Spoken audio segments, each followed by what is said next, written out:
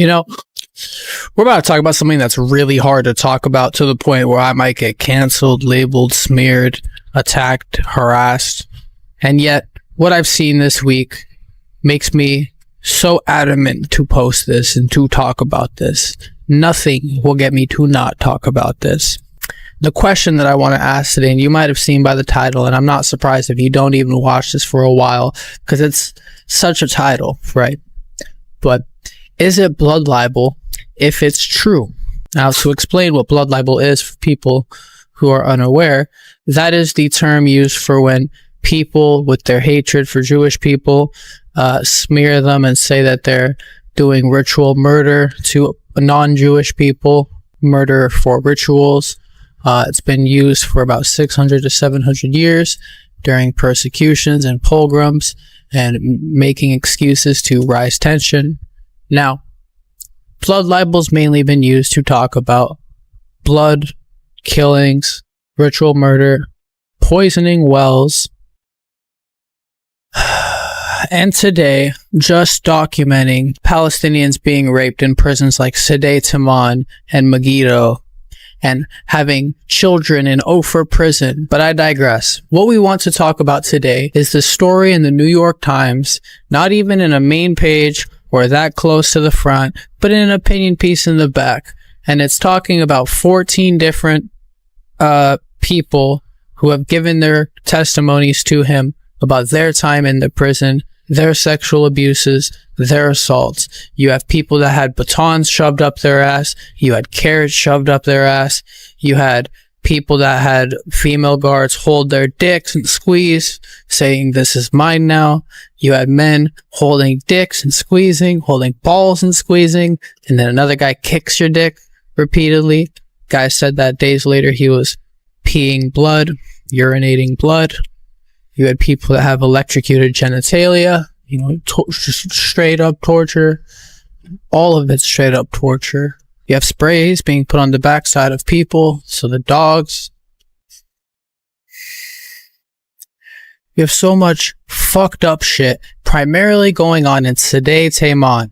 Sde Teiman is the main prison where these things really first start happening, and then from there it starts leaking into other prisons. Footage gets out, things get out. It starts mostly, a lot of this dark shit really started at Sde Teiman. And for the record, this is nothing new. Al Jazeera reported on this in 2024.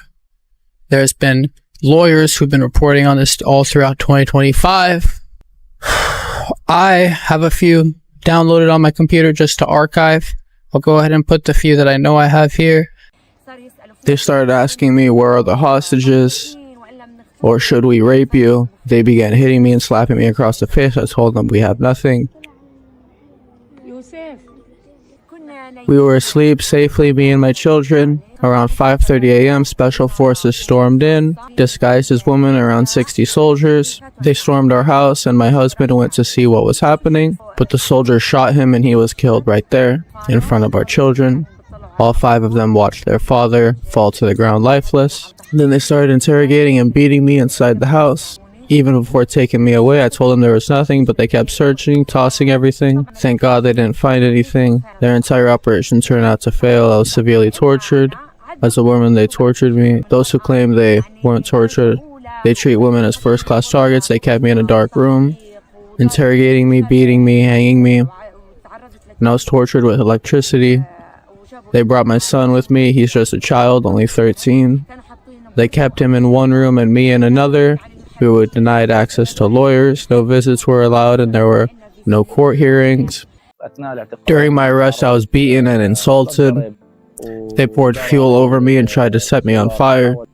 After that, they took me to the outskirts of Gaza, to the Sde Teiman prison. We were blindfolded and handcuffed. We stayed there for 25 days with only a mat barely half a centimeter thick to sit on. Only half a centimeter. During one of the torture sessions, they broke the bone in my chest. During interrogation, they even used inhumane methods, unimaginable. There wasn't a single trace of humanity, not a shred. They would torture us by cuffing our hands and feet to a small chair, pour cold water over us, and turn the air conditioner to the lowest they could. and leave us shivering. Of course, there was no medical care, there's no hygiene, nothing. We have no choice, and the suffering was beyond words, real endless suffering. We were always hungry, the food was extremely scarce, none of the basic necessities of life were available. I lost about 25 to 30 kilos. Some of the prisoners lost 40 to 45 kilos.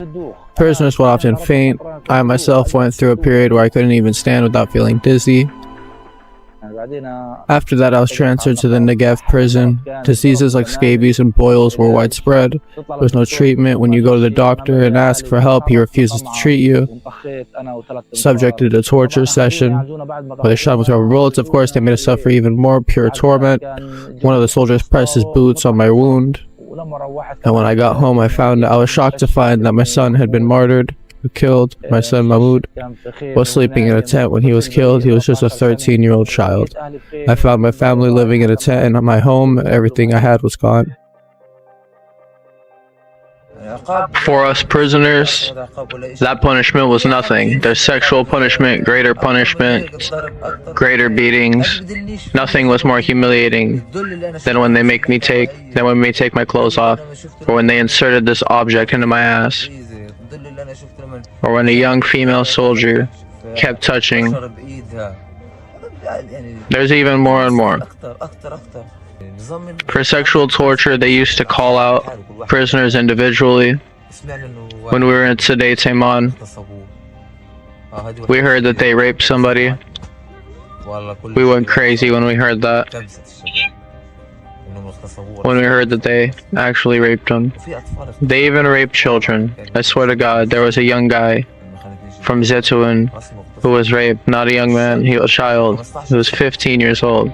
I was tortured and faced hardships from the first moment I got arrested until the last moment for 8 months. Not a moment passed without us being tortured. If you ask to visit a doctor, they might allow you to do so after you ask 20 or 30 times. The army would come to take you to the clinic.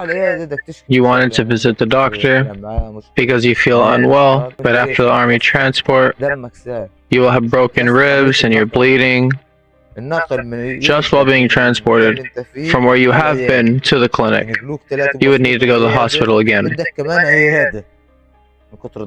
due to the beatings that you'd receive while being transported. The interrogation process was really difficult. They used electrocution, and they would strip us of our clothes and make you stand under very cold air conditions. They would take off your clothes and say this is a punishment.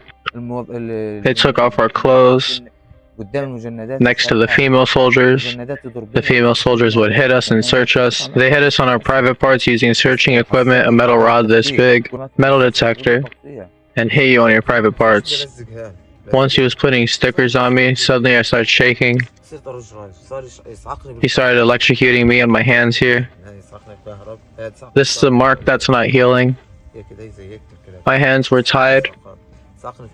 He electrocuted my private parts. He hit me on my private parts and electrocuted me there many times. I would faint for a minute, but the minute you faint, the soldier standing behind you would beat you or pour cold water on you. Really started by accident well over a year ago when a friend of mine, childhood friend actually, was stationed at the Sde Teiman base. And at that time, I was a fairly passionate Zionist, supporter of Israel. And he told me, listen, there's things going on in this Sde Teiman prison that you will absolutely not believe. They're so awful. And so I looked into it, and he put me in touch with two guards who had worked there. And they told me about all the torture that had occurred in Sde Teiman, but also some things that hadn't appeared in the media, like the fact that they were killing inmates and leaving them around the others in order to serve as a warning to them and that sort of thing. And I published it on X, and it got a pretty big response. And that played a very large role in my moving away from Zionism. I kept in touch with one of the two guards. I talked to another. I was introduced to another by the guard that I had talked to. I had seen the reports that dogs had been used to sexually assault inmates in Sde Teiman. So I just asked them about it, and to my, I don't know, I guess surprise, I don't know, horror, they both confirmed it. One said that he'd seen dogs being used, and the other said that he'd heard talk about dogs being used. From my experience, when inmates in Israeli prisons testify to something, it is true, and it almost always is confirmed by the facts. After Zionists and Israel supporters deny it and say that it's just hearsay, it's almost always supported by the facts. Believe the victims, especially when there's several testimonies. The testimony is consistent, it's believable, and guards confirmed it to me, so I'm convinced. And I wouldn't be surprised if we see someone boasting about this. We've already had some cases of settlers and soldiers arresting Palestinians and threatening them that they will be raped and that they will be raped by dogs, specifically. And you know, to call it blood libel, to compare it to the past saying of, you know, ritual murder, poisoning wells, killing children, to say those things and comparing it to documenting Palestinian trauma in your fucking jails, to just say that, oh, you're just giving fuel to the flame of anti-Semites or people who dislike Israel, and because you dislike Israel and it's the country, the state, the national identity is Jewish, you must hate all Jews. But truthfully, it's just seeing what Israel and Israelis do. It does not happen in Jewish people's name all across the world. There are millions of people who don't want that happening in their name and don't believe the state of Israel represents them as Jewish people. You know, a finger and a thumb. A thumb is a finger, but a finger is not a thumb. That's kind of how Zionism is. You could be a Jew, but not all Jewish people are Zionists. אני לא ציוני, אני יהודי.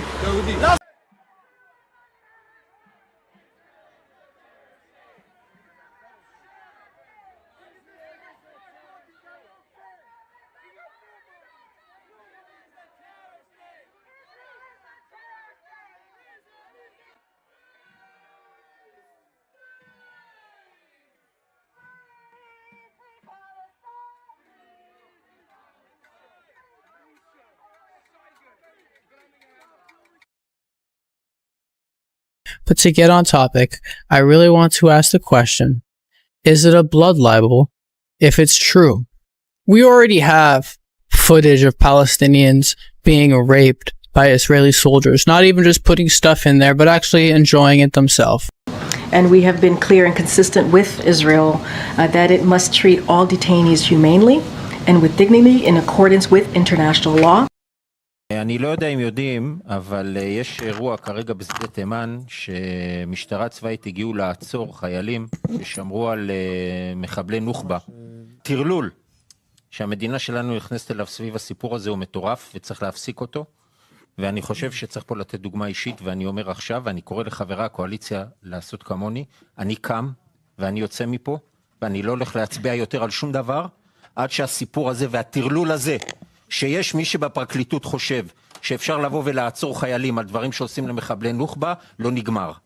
להמשיך כרגיל. להכניס מקל לרקטום של בן אדם, זה לגיטימי? כן, אם הוא נוח'בה, הכל לגיטימי לעשות לו. הכל. הכל. And that footage went viral a year ago, and the Israeli government dropped the case on all 6 of those guys. They became national superstars on TV, and, you know, being as flagrant as they can be with their language. And, you know, the Israeli TV, they love that shit. You see flagrant language all the time. And they dropped the cases against those 6 guys. And they put up a case against the female who leaked that footage. Well, what's happened to the soldiers involved in that? As I understand it, the charges have been dropped, haven't they? Yes, the charges were dropped. The only person who faced real consequences for that was Yifat Yerushalmi, the military attorney who leaked the video. How does some of the cases you have collated are quite extraordinary. One man who was raped by a dog, he recalled that when he screamed, the guards beat him for disturbing the dog. Another victim, he emphasized that the dog appeared trained and knew exactly what it was doing. Is this systematic, or are these rogue elements? It's clearly systematic. I don't believe that Netanyahu and Katz ever sat there and decided that dogs should be used to rape inmates. What I think happened is that some commanders who were in charge of the dogs thought this would be a good idea. They did, and no one stopped them. These cases are almost exclusively in Sde Teiman that I'm aware of. There are a couple of cases elsewhere. So it's systematic, it's Sde Teiman for sure. And anything that happens in Sde Teiman tends to spread elsewhere. That's sort of ground zero. Not to mention the protest for the right to rape Palestinians and the protest to let them out. Never have we ever seen a country do that. Never. And so we already had that. And we have these, the hostage releases of 2025, and through the many other times that we've had these stories come out publicly through documentation. You know what? I don't even mean to do a call to action to my previous video, but if you've seen my recent video on the policy enabling Palestinians to lose their land to the West Bank settlers and the encroaching military, zones, then you would have seen a couple segments of a Palestinian activist, Issa Amro, who's been arrested probably 50 to 80 times. And in the last 4 to 5 years, he himself has his own stories. So, whether you want to call these blood libel or accounts of Palestinian trauma, I'll leave that up to you. It really shows more about who you are than it shows who I am. But really what I'm asking today is it blood libel if it's true? Because something else I said there, poisoning of wells. You know, one might ask themselves, what was Cast Thy Bread in 1948? And you'll learn. It was a military operation that the Israelis did. And before I even get into what that military operation is, maybe we should talk about the meaning of cast thy bread. And it comes from Ecclesiastes in the King James Bible, and it's cast thy bread upon the waters, for thou shalt find it after many days. Sowing seeds and giving generously. It's supposed to be talking about giving, generosity, faith, charity. But what was cast thy bread in 1948? The operation aimed to contaminate drinking water in wells in Palestinian villages with typhoid, led by figures like David Ben-Gurion, resulting in severe illness for the population. And really, I didn't have to go into explaining that biblical verse, but there's another video that I have planned that is the reason why I knew that. And so I just wanted to share that here while I could. And I really want to leave this video where it is without doing too much more, because this is all I'm trying to ask a couple questions on, not much further, at least in this regard tonight. But what I saw in regards to the smearing of this article, when there are hundreds of more stories, and there are thousands more silenced, you know, people need to see more cases like Hind Jobs.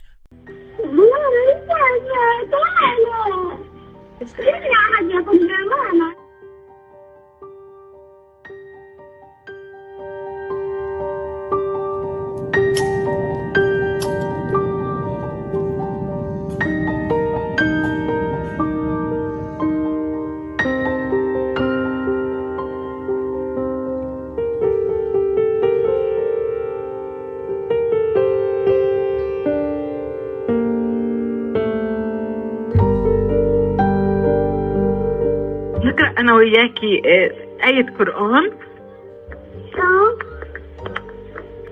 ونقرأ قرآن وأدعي شوي. شو رأيك؟ نحكي بسم الله الرحمن الرحيم. الحمد لله رب العالمين الرحمن الرحيم. برافو عليكي، هيك حافظة. ايش يا عمري؟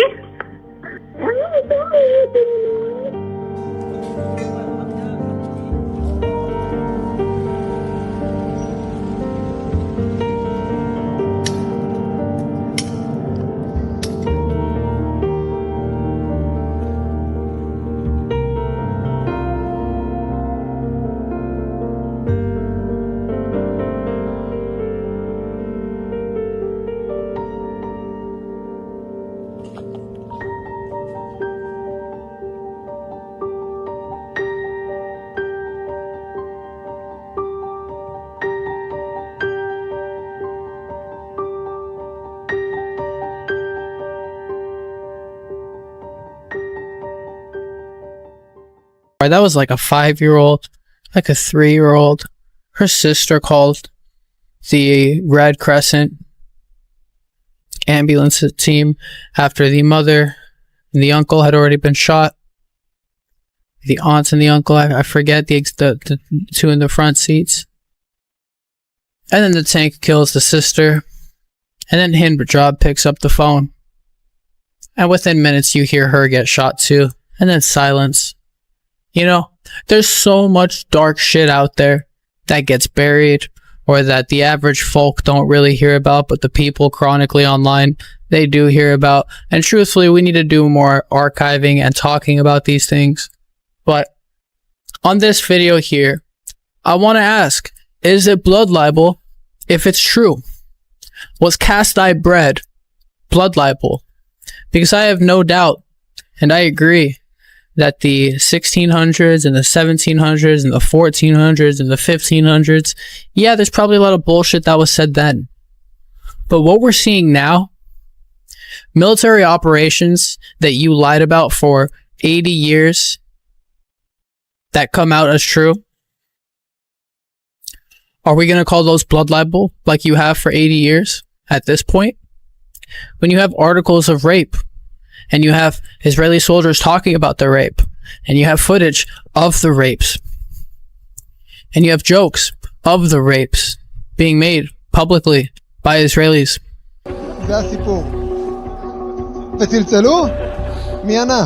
When you have all these things going on, and you have people on national TV talking about it on Channel 13 and such.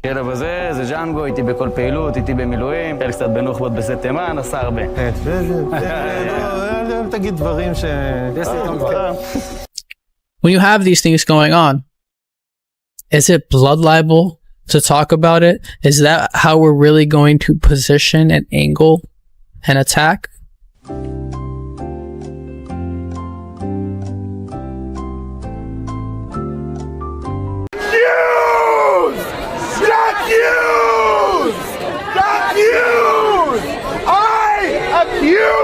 The New York Times of blood libel!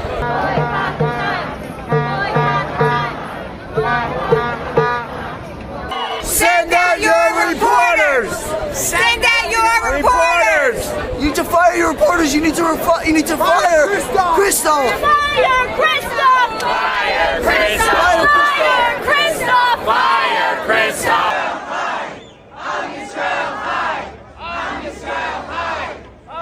هذا شرموطة.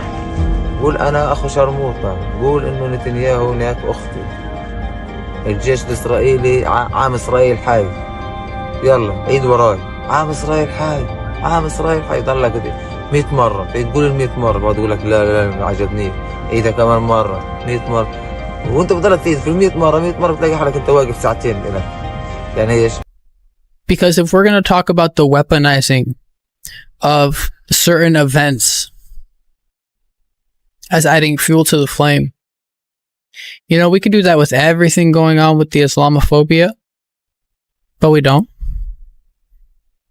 because you only want to protect yourself and your own skin.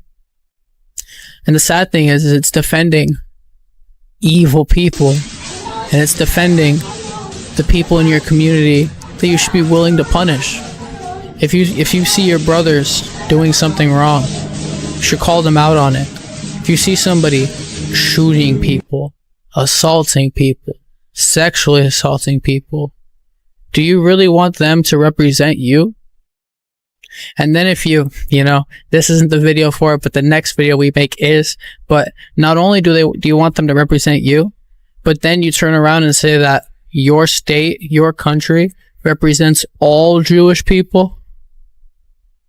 When that country came to be in 1948 through the expulsion of 750,000 people, but not to even mention that your own Torah talks about not forcing the return.